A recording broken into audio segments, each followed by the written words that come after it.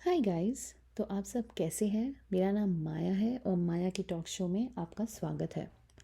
बात करेंगे सबा इब्राहिम यानी कि हम सब की भालू आपी, उसके व्लॉग के बारे में। तो जब भी व्लॉग स्टार्ट होता है तब बेटी खाला गुलगुले बना रही है एज़ यूजुअल। वजह तो मुझे पता नहीं है, शायद अम्मी का रोज़ा है। बट मुझे एक समझ में नहीं आता कि अगर आप किसी भी रिलीजन के होंगे, आप मेरी बात शायद समझ रहे होंगे कि हर एक रिलीजन में बोला जाता है कि आप फास्टिंग करें। Whether it's Hinduism, whether it's Islam, सब में हमारे इसमें भी व्रत होते हैं। इस्लाम के इसमें भी जो है रोज़ा होता है। तो क्या ये गुलगुले बनाना, भजिए बनाना, पापड़ बनाना या कुछ भी तला भुना खाना इसके साथ कंपलसरी ही होता है?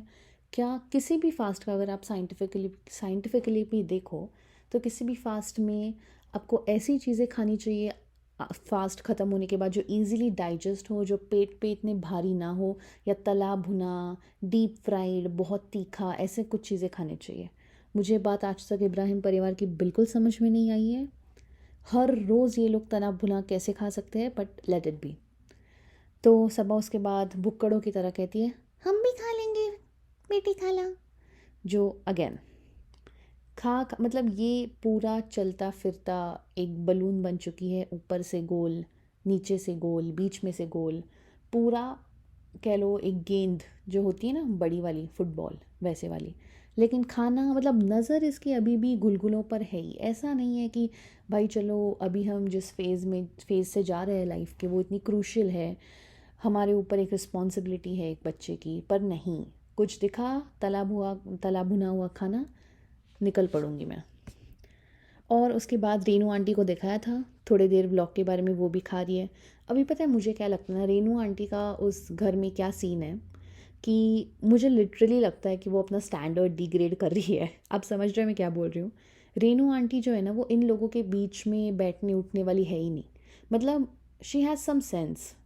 उनको उनका ड्रेसिंग स्टाइल आप देख लीजिए, या उनका बोलने का तरीका देख लीजिए, उनकी टेस्ट सूट में या किसी भी चीज़ में, और मैं सूट की स्पेसिफिकली बात नहीं कर रही हूँ, पर इन जनरल जो जैसे इंसान अपने आप को कैरी करता है, जैसे कपड़े पहनता है, जैसी बोल चाल रखता है, उससे समझ में आता है कि इंसान किस लेवल का होगा, मतलब उनकी टेस्ट क्या होती है लाइफ में। आप अगर देखेंगे ना, रेनू आंटी का कुछ भी मैच नहीं होता इनके घर की औरतों से, भले ही वो अम्मी हो, बेटी खाला हो, नाजा खाला हो, कोई भी नहीं।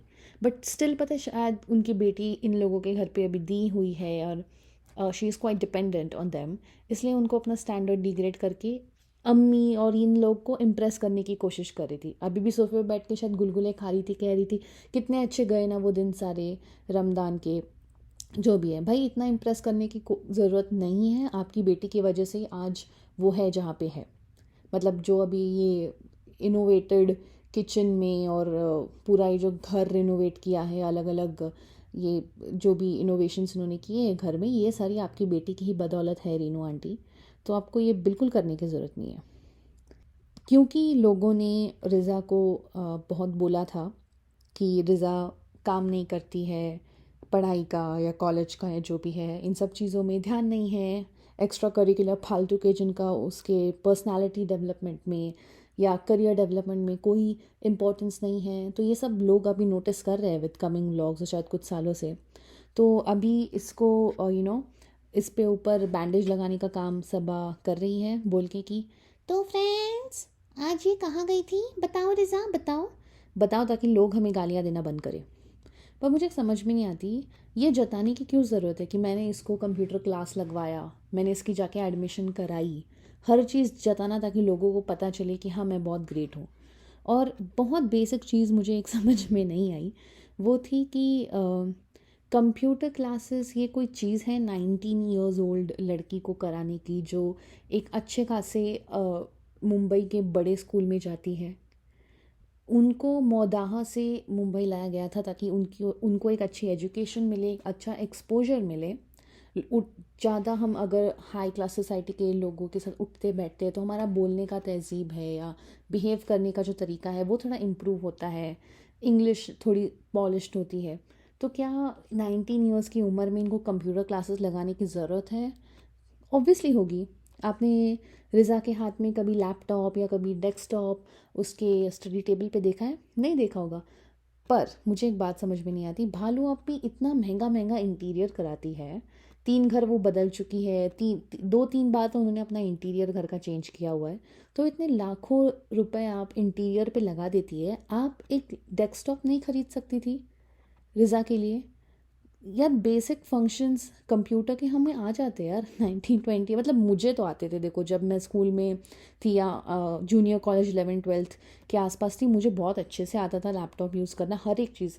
तब के टाइम पे तो यार you are very capable of making presentations या जो भी है। बट अगेन मुझे लगता है रिज़ा बहुत ना क्रिएटिव और हार्ड वर्किंग है, लेकिन एज़ यूजुअल समा ने उसका पूरा पोटेंशियल की धज्जियाँ उड़ा दी हैं। उसके बाद एसी की बात आती है, कह रही है कि एसी की सर्विसिंग करने की ज़रूरत है फ्रेंड्स। और मुझे समझ में नहीं आता सबा, तुम अपने भेजे की कब सर्विसिंग करने वाली हो? तुम्हारा जो बच्चों जैसा दिमाग है बेवकूफ़। सबसे सबसे फ़नी चीज़ गाइस जो मुझे इसके व्लॉग में लगी थी, आपने इसके कपड़ों का ढेर देखा है? आपने कपड़ों का ढेर देखा है इसका? ऐसे लग रहे थे भाई, मैं मजाक नहीं कर रही, जितने बड़े थैले थे ना उसके पास, उसके अंदर कोई इंसान बैठ जाएगा पूरा। 2-3 इंसानों को पैक करके तुम भेज सकती हो सब आप ही उसमें। और वो भी अलमारी खुद की मैं लगा नहीं सकती, अम्मी लगा के देखी तब मैं लगाऊंगी। समझ में नहीं आती कि जब हम बच्चे होते हैं तब हमारी मम्मी हमें बोलती है कि बेटा मैं तेरी अलमारी लगा दूंगी जो भी है। मतलब 30 के बाद की उम्र में जब आप माँ बनने वाली होती हो, तब ये चीज़ें क्या आपको अपनी माँ से करानी चाहिए इतने बड़े होने के बाद भी? अच्छा चलो अभी वो प्रेग्नेंट है तो छोड़ो, उससे पहले वो कौन सा काम करती थी? मतलब भाई, और यही चीज़ उसके पहले वाले, ये घर शायद थोड़ा बड़ा है तो इसमें जगह भी है, इतने ही सारे कपड़े उसके पहले वाले घर में थे, और वो घर लिटरली गाइस गोदाम लगता था, गोदाम, जहाँ में से बहुत पड़े हुए कपड़े नहीं होते। उसके बाद डिनर होता है सबा के घर पे, अगेन चिकन तला भुना खाना। आप वो बेटी खाला जो कढ़ाई का ढक्कन हटाती है ना, आप उसको एक बार देखना आप कितना तेल है उस सब्जी में। और जनाब तो बोल के गए थे पापा से कि आप चिकन मत, मतलब जो भी है वो बाहर का मत खाइएगा ज़्यादा। ये इनके हाथ में जब पापा इब्राहिम लगे, अम्मी और सबा के हाथ में, समझ लो उनकी हेल्थ गई। और देखा शोएब को गए हुए 2 दिन नहीं हुए, इन्होंने तला भुना खिलवा दिया पापा को। और मैंने जनाब की कुछ एक थोड़े ब्लॉग पहले देखा था कि जनाब कह रहे थे कि एक डिश का सीन था जहाँ पे चिकन की सब्जी या जो भी है उन्होंने कोरमा बनाया था, वो रखा हुआ था थाली पे, और जनाब कहते हैं गाइस प्लीज़ इसको इग्नोर करिएगा, आज ईद है। तो मुझे आप जनाब एक बात बताइए, ईद के दिन इतना तेलम तेल वाला खाना खाना ठीक है, पर हर रोज़ खाना, गुलगुले भी ईद के बाद भी बन रहे हैं, तेलम तेल वाला खाना ईद के बाद भी बन रहा है, आपकी हर रोज़ ही ईद होती है क्या? हाँ। फिर उसके बाद रेनू आंटी बच गई, गाइस रेनू आंटी ने गेम पलटा दिया और बच गई बेचारी, बोल के कि मेरा पेट ख़राब हो रहा है, क्योंकि उनको पता था कि यहाँ पे जाऊँगी वहीं सारा तेलम तेल का खाना खाने को मिलेगा, उससे उनका पेट ख़राब हो जाएगा, इससे वो हो, इससे पहले मैं ही अपना पेट ख़राब है ऐसा बोल के इनको हड़का देता। इस औरत ने खाना बनाया ना, इसने घर पे कुछ किया, यहाँ तक कि वो जो बेटी खाला सैलड काट रही थी वो भी इससे काटा नहीं गया। क्यों लगी काट सकती, हम छोटू से हैं, हम सिर्फ सनी के घर वालों का काटेंगे, है ना फ्रेंड्स? वो तो आप देख ही चुके हो ना मेरे पिछले वाले ब्लॉग्स में, मैंने कहा ऐसा येड़े को पेड़ा बना के उसको यहाँ पे रख लिया है फ्रेंड्स। उसके बाद रिज़ा आती है और बोलती है क्या दो तुम्हें, कुनाफा बकलावा, डेजर्ट भी सर्व करके देती हूँ, और तुम्हारी चड्डियाँ भी दो दो जो बची कुची है, और मेरी रिस्पेक्ट की धजियाँ उड़ा दो भालू आपी, जो भी बचा है सब ले लो, मैं तुम्हारे ही चरणों में गिर के अपना जीवन देना चाहती हूँ। हाँ, और आपने एक चीज़ नोटिस की, सबा ने क्या बोला, अम्मी लोगों को आज काम करने पे ट्रीट मिल रही है। आपको पता है ना मैं वो लूँगी नहीं शब्द, लेकिन कुछ अच्छा काम करने पे या ये करने पे ट्रीट किसको देते हैं हम? हमारे घर में एक, अभी नाम नहीं लेना चाहती मैं, लेकिन जो भी है, कौन अपनी माँ के बारे में ऐसा बोलता है यार? मतलब अगर अगर हमारे घर पे अपने कुछ 4-5 फ्रेंड्स भी आ जाए ना, तो भी हम मम्मी के लिए ऐसा कभी अपने बोल नहीं सकेंगे कि आज मेरी मम्मी ने ये काम किया मेरे लिए तो मैं मम्मी को ट्रीट दूंगी। मतलब मैं तो अपने यार 4 लोगों के सामने बोलने को भी मुझे ऑकवर्ड लगेगा, चाहे कितने भी अच्छे मेरे दोस्त हो वो। और ये मैडम बोल रही है कि मैं ट्रीट दूंगी। पता है क्या है मुझे, क्या लगता है ना, अम्मी की खुद की सेल्फ रिस्पेक्ट ही नहीं है। मतलब उस औरत को सेल्फ रिस्पेक्ट ही नहीं है, वो जो भोपले जैसा शरीर लेके घूमती है, कुछ नहीं, ज़ीरो।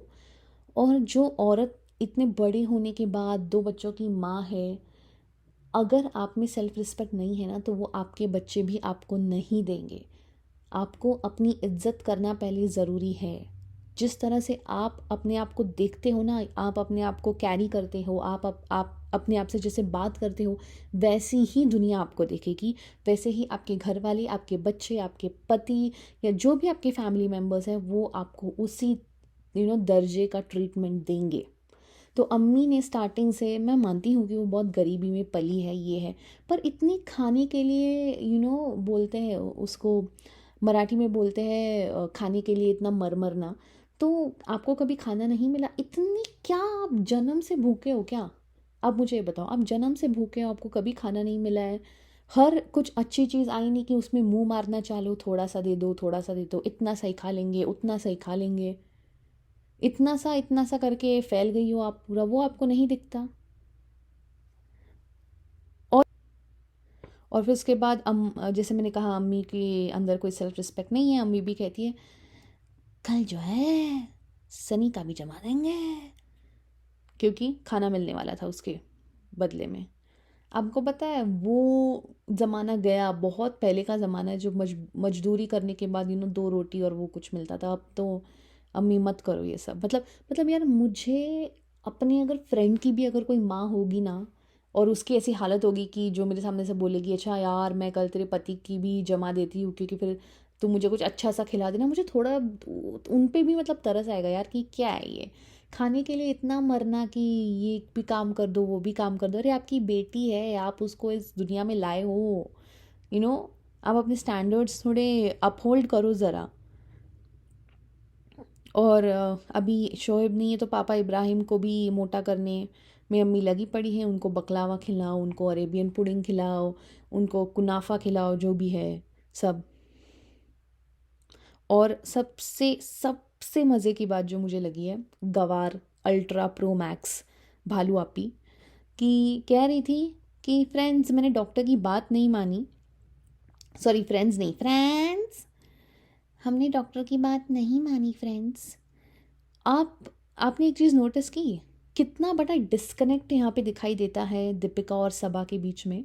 ये लोग जब मुझे याद है मैंने एक व्लॉग देखा था दीपिका का, जहाँ पे दीपिका कह रही थी कि सबा जैसी ननन सबको मिले, she is like my sister, मैं उससे हर बात शेयर करती हूँ, वो मुझसे हर बात शेयर करती है। आपने अपनी प्रेगनेंसी के बारे में आपने क्या किया, आपने कैसे अपने हेल्थ का ध्यान रखा? क्योंकि जहाँ तक मुझे याद है दीपिका तो वॉक करती थी ना अपनी प्रेगनेंसी में, 1-1 घंटा ट्रेडमिल पे जिम पे जाके स्ट्रेचिंग करती थी, बहुत कुछ करती तो थी। तो आपने सबा को ये बताना समझा नहीं ज़रूरी, मैडम, कि वॉक करो ये करो? मतलब आप गाइस देखो कि घर की 2 औरतें, उनकी almost back to back pregnancies रही है, एक औरत दूसरी अपनी ननन को बता भी नहीं रही है कि सबा तुम्हें ये करने की ज़रूरत है, वो करने की ज़रूरत है।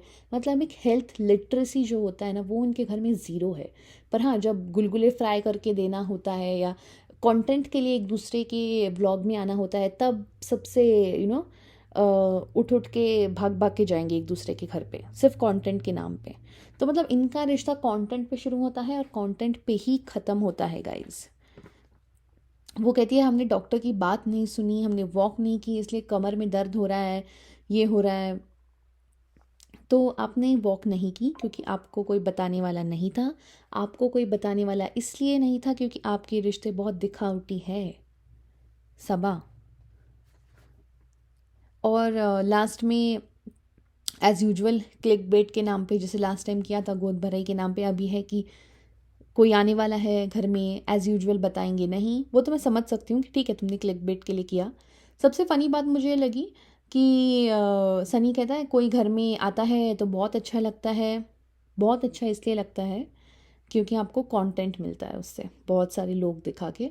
आपका जो कंटेंट है, आपका जो 1-1 मिलियन के व्यूज़ है, तो मतलब ज़्यादा लोग आएंगे तो ज़्यादा लाखों में रुपए आएंगे थी कि कंप्यूटर और इंग्लिश सीखना बहुत नेसेसरी है आज के ज़माने में। ये दो चीज़ें हैं तो आप लाइफ में कोई सी भी जॉब कर सकते हो, छोटी बड़ी या जो भी है। मुझे इसका एक एग्जैक्ट व्लॉग तो याद नहीं है, लेकिन इसने एक व्लॉग में सारा, रिज़ा और रेहान इन तीनों को लेके वो मूवी देखने गई थी। ये लोग रिक्शा में गए थे, बहुत पहले का व्लॉग है, अभी का नहीं है, 3-4 साल पहले। और वहाँ पे वो लोग शायद स्पाइडरमैन देखने गए थे और वो स्पाइडरमैन इंग्लिश में थी, वो डब्ड हिंदी में नहीं थी, इसलिए ये लोग वापस आ गए।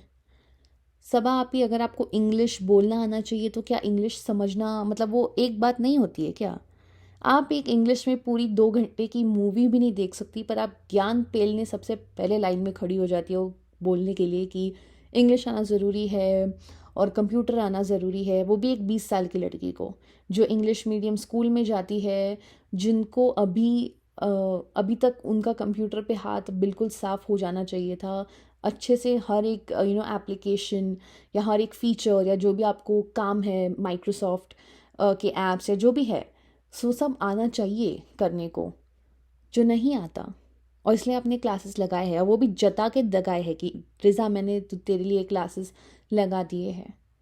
तो मुझे ऐसा लगता है भालू आपी, आप पहले अपने इंग्लिश पे फोकस कीजिए और सबसे पहली बात तो फ्रेंड्स को फ्रेंड्स बोलना सीख लीजिए, फिर हम बाकी के इंग्लिश के बारे में बात करेंगे। और रही बात कंप्यूटर की, तो शायद मेरे ख्याल आपने जॉब तो आपने भी किया था 8 साल का, सॉरी 8 साल का नहीं 8 साल की तो आप खुद हो अभी। आई थिंक 1-2 साल का मुंबई में जॉब भी किया था कंप्यूटर का।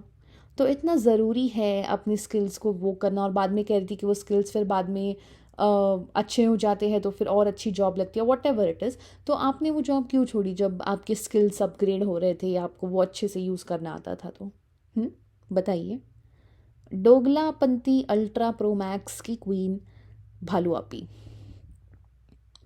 तो अगर आपको मेरा first episode of Maya stock show अच्छा लगा हो और आपको मेरी गपशप बड़बड़ अब जो भी आप खेले अच्छे लगे हों, तो प्लीज़ इस चैनल को सब्सक्राइब कीजिए। I will be up with more fun content in the coming videos.